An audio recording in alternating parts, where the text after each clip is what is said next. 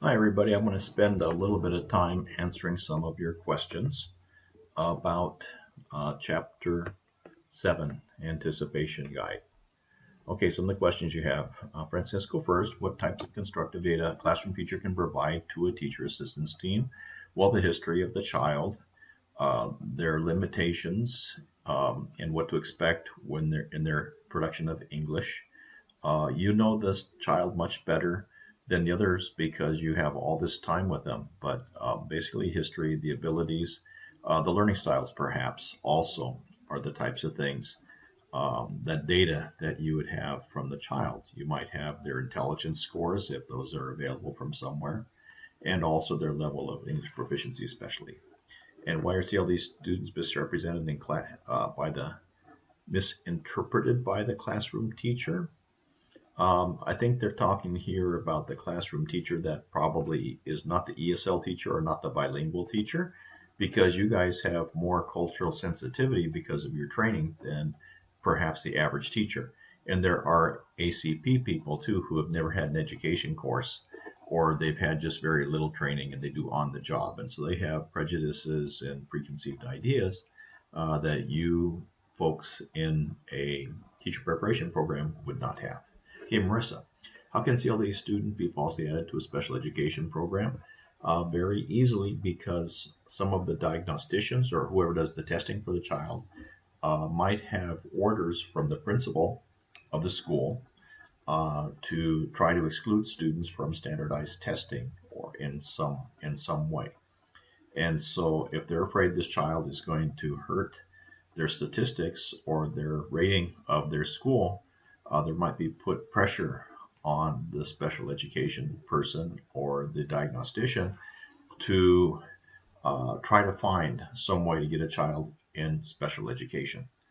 And these kids oftentimes have not had, I'm not just talking about language deficiencies, but cultural differences and so forth, might be a reason why the child would be recommended for special education services, so they would not have to take the standardized test, or that um, uh, their scores would be interpreted differently to the advantage of the school if they were in special ed. Okay, what other ways can teacher create a least restrictive environment in his or her classroom? Least restrictive environment is a classroom operating like any other classroom. It's it's acting as if there are no students with disabilities. And remember, we're talking about special education here, and so these are special education disabilities. And so in your class, you might have a child who does have a learning disability of some sort, some need for special education. And the more you can run your class like a regular classroom, the better for the child. That's the least restrictive environment. Okay, Crystal, after observing a student for a period of time, how long should a teacher wait to refer a child to special education services? Well, you do RTI, of course, and if there's still no progress being made after RTI, then of course you start consulting with the diagnostician or the special education staff to schedule this, and you might want to bring it up with meetings with the parents, and don't just wait for the regular time of year where you have a parent meeting. If you see that the child is having difficulty, you schedule a meeting with the parents as quick as possible so that you can work on this together, because the parents have to give permission. And what is done if there isn't a least restrictive environment for CLD students, um, that would be an odd school that didn't have regular classrooms, because that's least restrictive environment, would be a regular classroom where you have kids without disabilities in there, and you're teaching it as if none of the students have a disability. That's the least restrictive environment. And oops, sorry about that. And then you can uh, then you can let's see, I got distracted from that message that just came in. Okay, but yeah, that would be the least restrictive environment. So it's really hard to not have that. Okay, Annalie, can CLD students be assessed in their native language? Not all of them, because you're going to have students from some language, because you're ESL teachers. Now, if it's Spanish, sure, they can do it in Spanish. If you have someone who's capable, a diagnostician or someone who's capable of administering the test in Spanish or interpreting it correctly, that's the advantage of having bilingual education certification.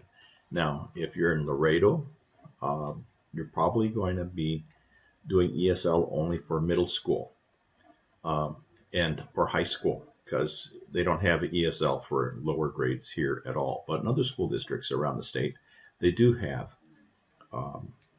ESL for elementary grades. And you'll have kids from all different ethnicities and all different languages from all around the world. Probably half of them will be Spanish, but the other half of them will not be.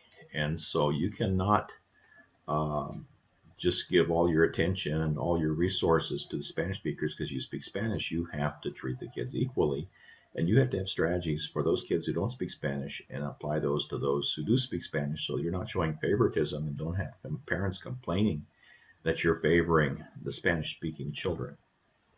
Okay, if the parent does not want their child in a special education classroom, does the school have respect? The parent I think you meant have to respect the parent's wishes. And of course, they can opt out. And some parents do not want their kids in special education.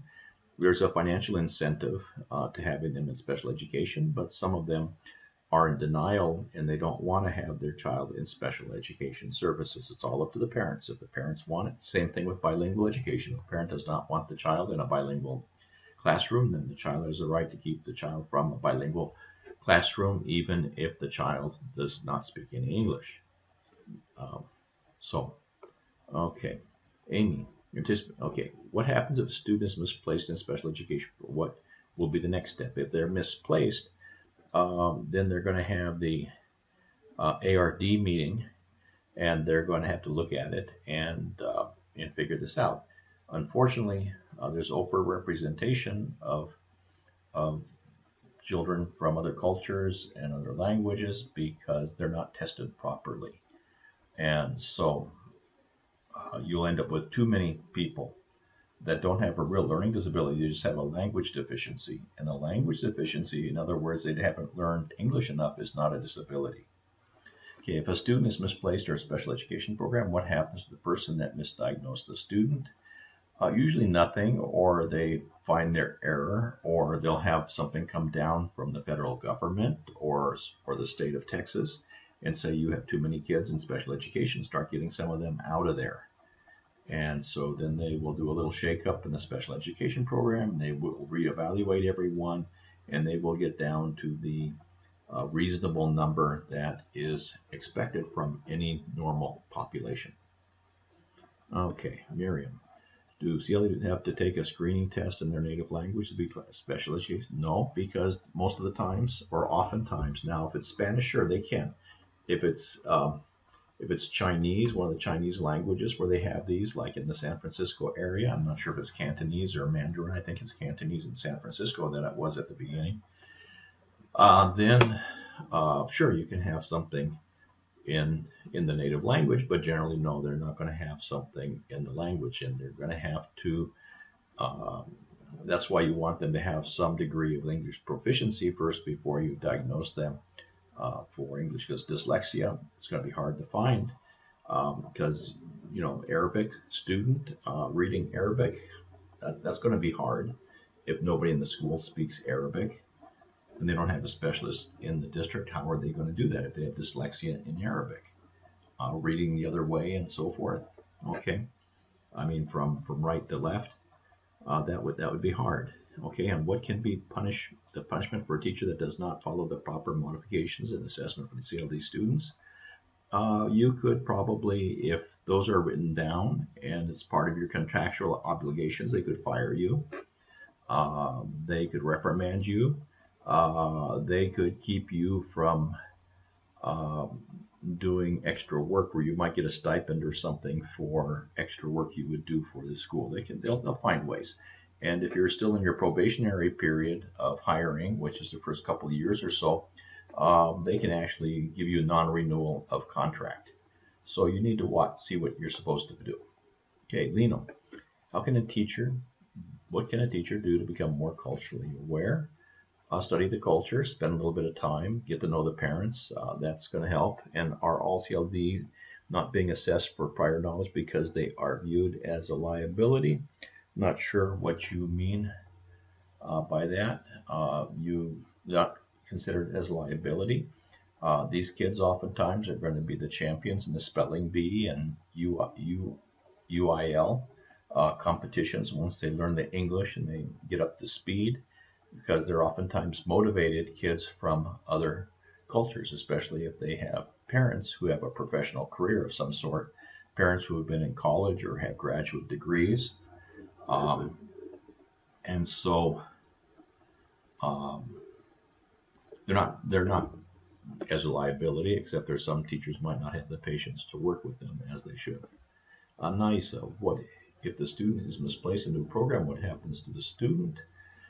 A student get frustrated, probably fall behind, because I'm not sure if they will get the attention or keep up with the curriculum. They might get behind in the curriculum if they don't teach the full curriculum in a special education setting.